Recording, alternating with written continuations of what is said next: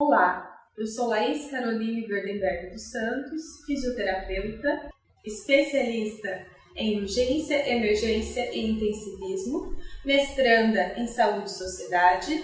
Este é o curso de atuação fisioterapêutica na reabilitação cardíaca.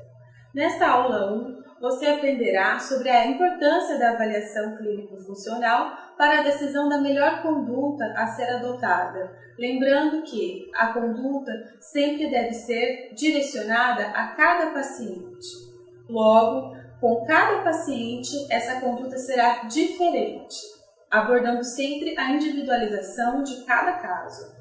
Então, o fisioterapeuta, na avaliação clínico-funcional, ele deve saber avaliar corretamente o paciente, a fim de traçar condutas direcionadas para uma melhor conduta funcional.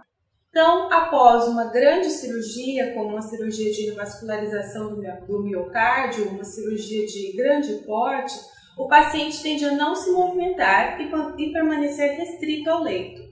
Inclusive, durante muitos anos, era preconizado pela literatura que o paciente mantivesse repouso no leito após 2 meses após a cirurgia de revascularização do miocárdio.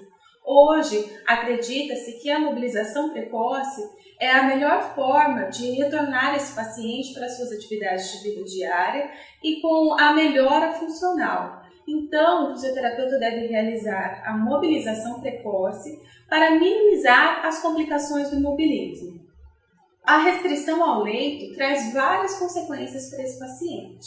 Então, é fundamental que o profissional acompanhe toda a monitorização multiparamétrica. São várias monitorizações que devem ser acompanhadas durante todo o tempo em que se desenvolver o atendimento.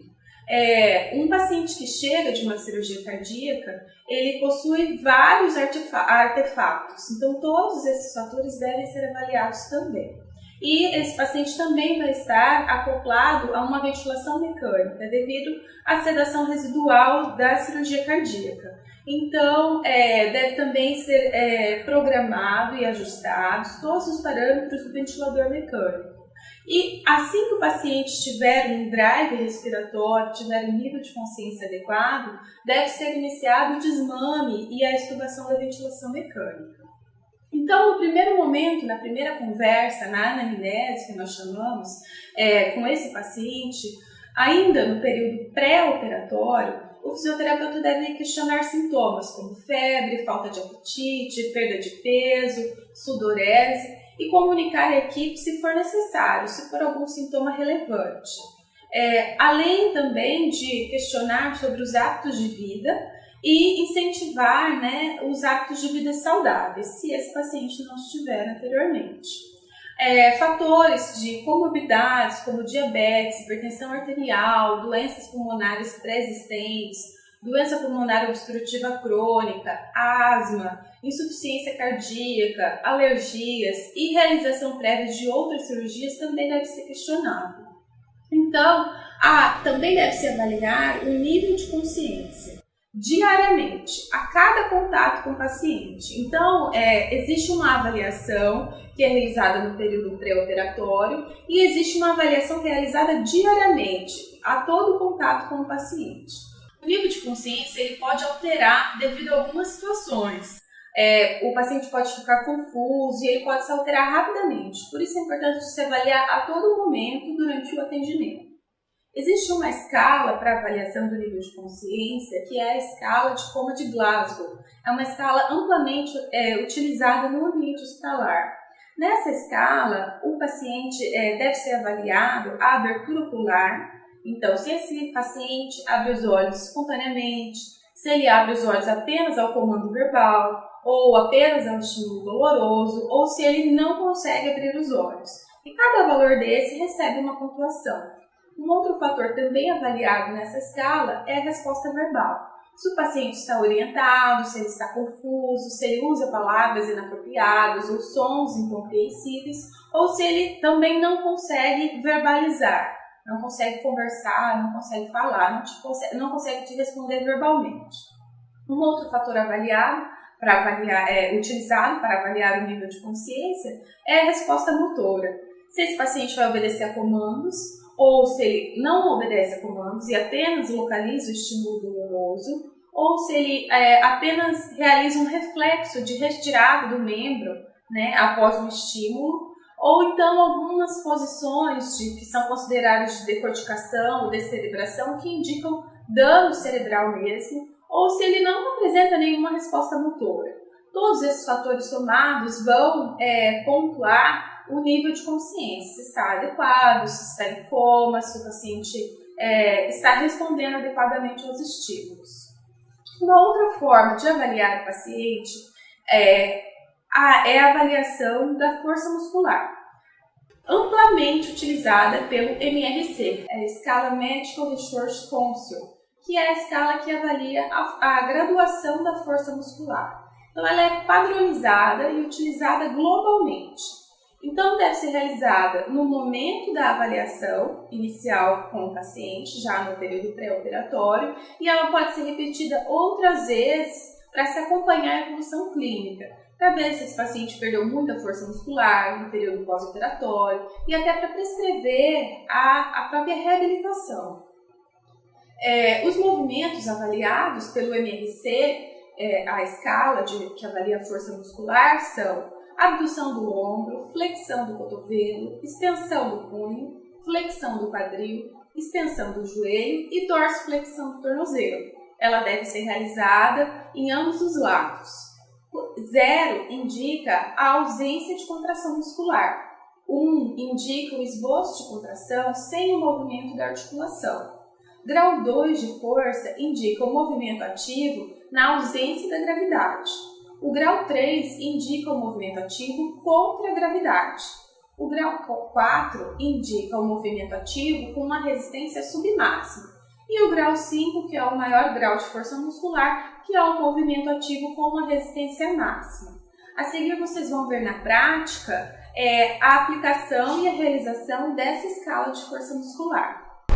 Como vocês puderam acompanhar na aula 1, nós temos várias formas de avaliar o paciente. Uma dessas formas é avaliar a força muscular, né, através da escala MRC. Agora nós vamos demonstrar na prática como deve ser avaliado. Nós vamos realizar primeiro o movimento de abdução do ombro.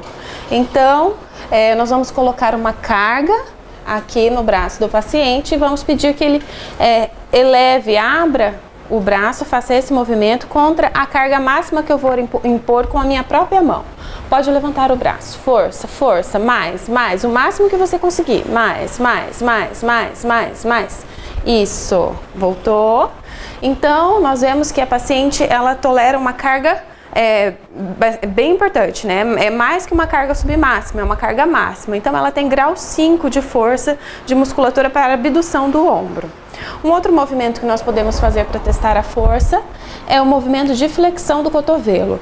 Pode fazer esse movimento aqui contra a minha resistência. Força, força, força, força, mais.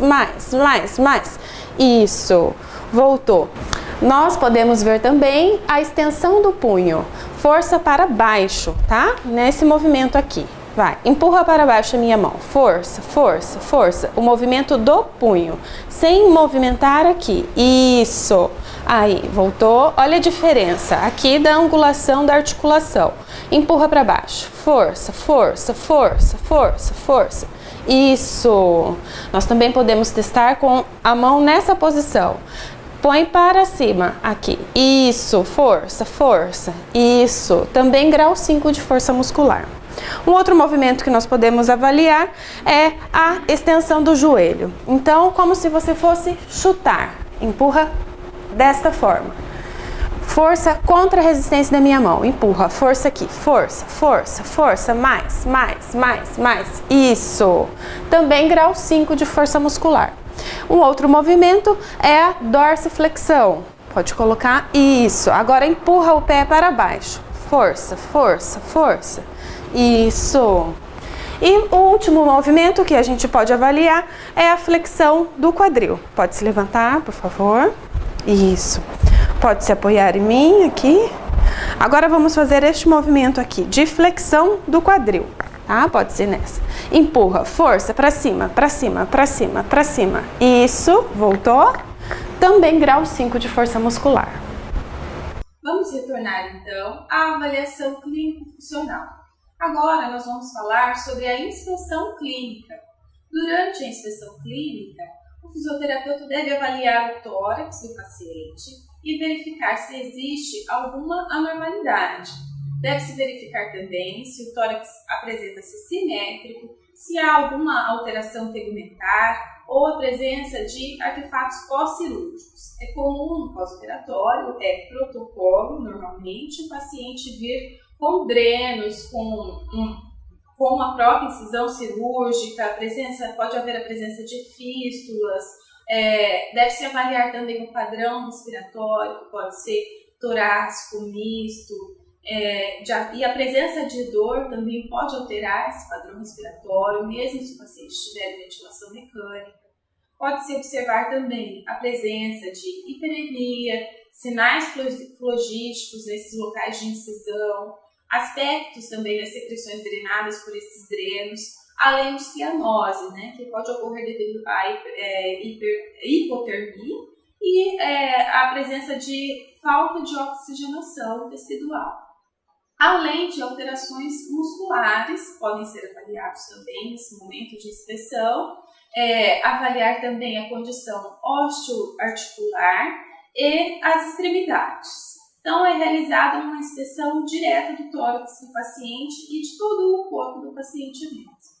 Uma outra importante avaliação é a ausculta pulmonar. A ausculta pulmonar ela deve ser realizada com o estetoscópio sobre o tórax do paciente, sempre de forma bilateral, simultaneamente e simetricamente.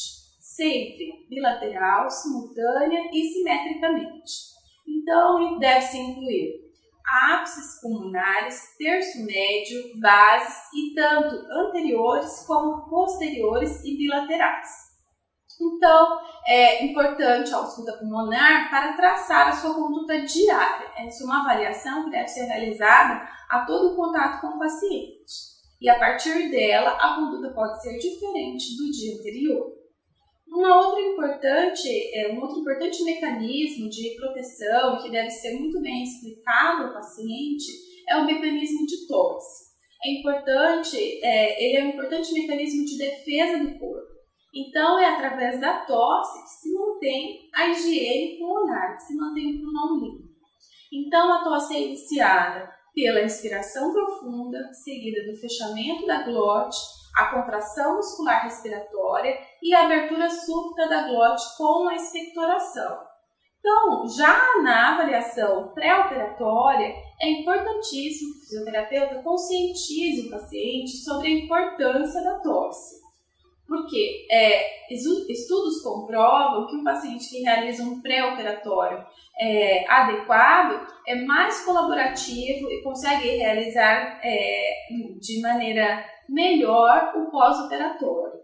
Então, e ele deve ser conscientizado disso, que através da tosse que muitas doenças são evitadas no período pós-operatório e a tosse pode auxiliar o tratamento de várias doenças, como pneumonias e até outras afecções.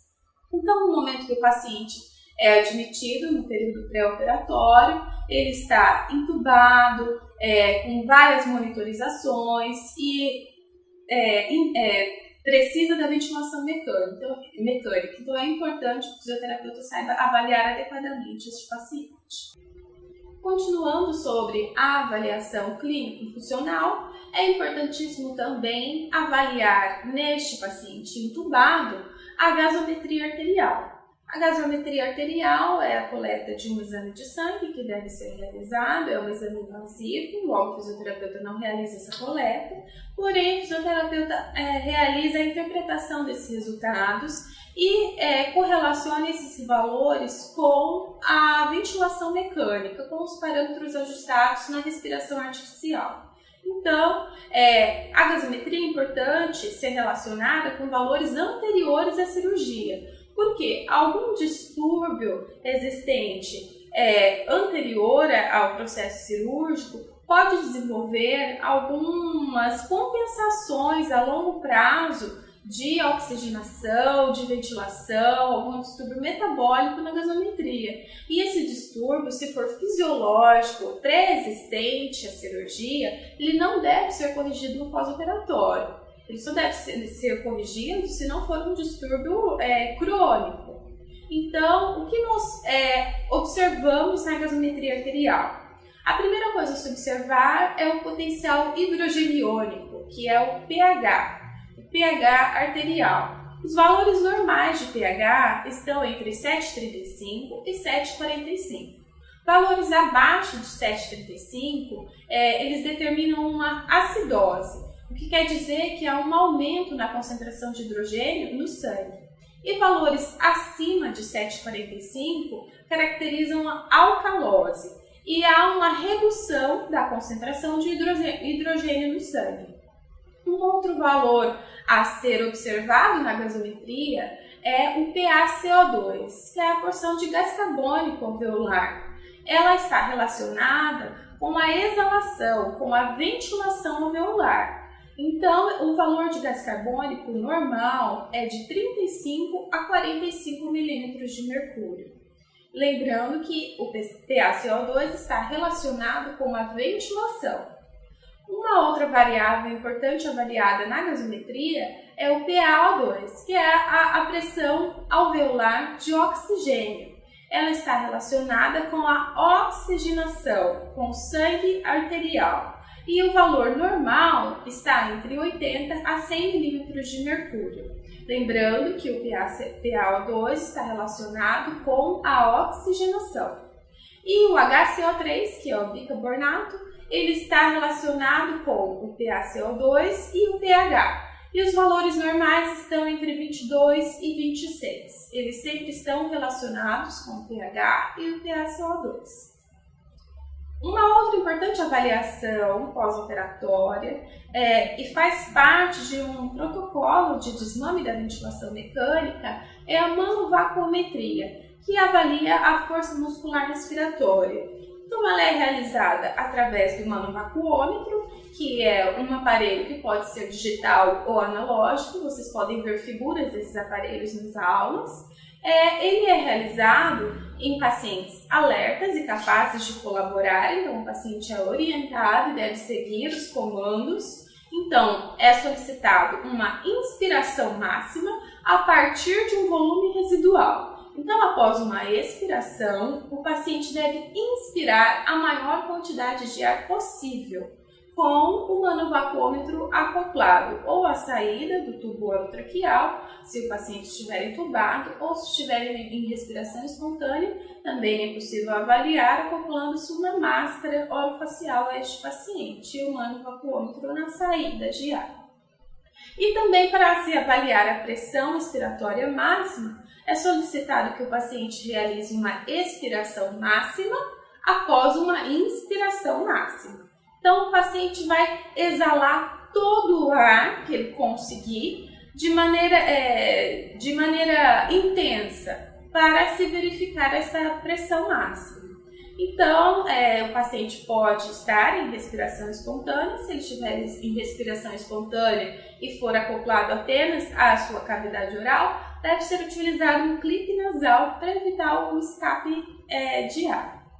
Uma outra forma também de se avaliar os músculos respiratórios é através da ventilometria, que ela avalia os volumes pulmonares, então a quantidade de ar que o paciente consegue deslocar para dentro e para fora dos pulmões. Então, ela consegue verificar se os músculos conseguem gerar o volume corrente adequado, que é o ar que entra e sai a cada respiração. Os valores normais de ventilometria estão entre 6 a 8 litros por minuto. Para finalizar essa aula, nós vamos falar um pouco sobre o coração, sobre a sua anatomia e fisiologia. Então, o coração ele é formado por 4 câmaras, sendo divididas em lado direito e lado esquerdo. Cada lado possui um átrio e um ventrículo. O átrio direito recebe o sangue venoso da veia cava inferior e direciona esse sangue para o ventrículo direito, que por sua vez direciona o sangue para os pulmões, para ser oxigenados e para eliminar o CO2 existente. E após essa oxigenação pulmonar, esse sangue chega ao átrio esquerdo e é enviado ao ventrículo esquerdo, que gera uma maior quantidade de pressão e por isso possui uma parede muscular mais espessa, para conseguir bombear esse sangue para todo o corpo. Essa foi a aula 1. Muito obrigada e até a próxima!